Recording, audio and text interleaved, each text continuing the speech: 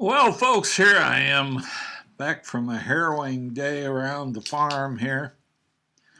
I started out the day by driving up to Dubuque to go to Tyson's because I had to get a new heater for my cattle water. It was all iced up out there. So I hopped in the car and got I don't know, probably 3/4 of the way to Galena. And as I was traveling along the road, I caught a vision of something moving on the left of me. And I looked over there, and it was a deer, and he was running right in front of me, and I slammed on the brakes. And I came to a stop. My ABS works great. I know that now, anyway. And I came to a stop, and he was about 5 feet in front of me when I finally stopped. So I missed him. So it was a good day for that, I guess. So I went to Dubuque, and I got my new heater, and I brought it back home and went to work on the cattle waterer. And boy, did I have a surprise. So we'll take you to that now. Well, this is the only reason I'm not working on a motorcycle today. This is the cattle waterer, and it was freezing up, so I went and bought a new heater element for it, which is down in here. My water is so full of iron, it's unreal.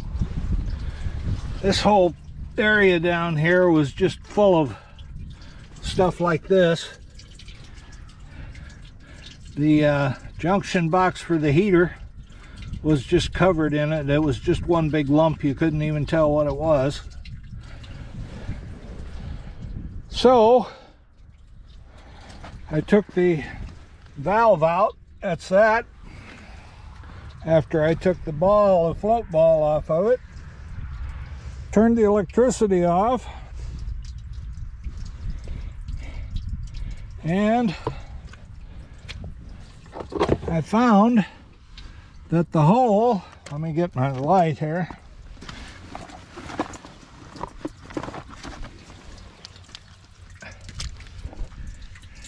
is where the metal pipe joins the plastic pipe coming up out of the ground.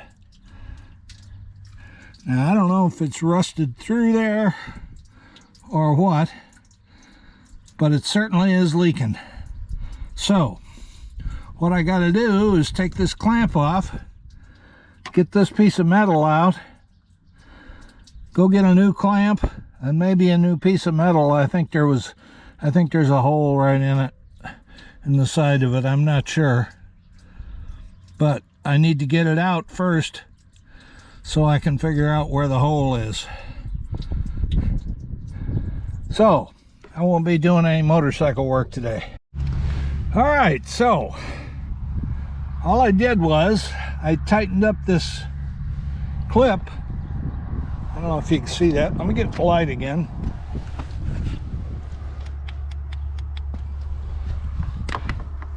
You see this clip down here, or whatever you want to call it, but I still have a little bit of a leak up here. I put this switch back on. This is the tells it to shut the water off, and it's leaking right here, I think. So I think what I'm going to do is go get me some Teflon tape, take this off, and put Teflon tape on this thing here, screw it back in, and see if that works. Because the main leak was down here before, and it's not leaking there anymore.